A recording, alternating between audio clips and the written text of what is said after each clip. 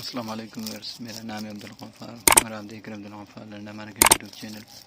एक और नई वीडियो के साथ हाजिर हूँ कॉटन शर्ट के बंडल के हवाले से। ये जो बंडल आपको दिख रहे हैं ये जो है ना 45 kg का बंडल है और जो है ना लंदन का है, टेरी कंपनी का माल का आपको विज़िट करा दूँ कि आप देख लो कि किस तरह से माल है।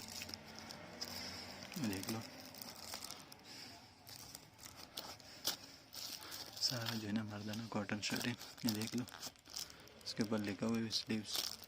ये देख लो cotton shirt, man cotton shirt लिखा हुआ है इसके ऊपर। ये देख लो,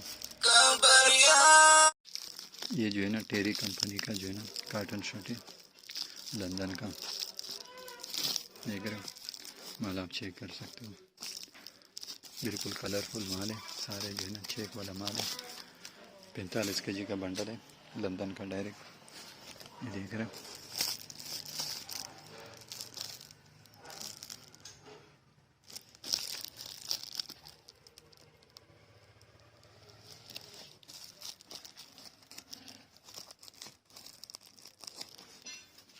ये लिखा हुआ भी इसके ऊपर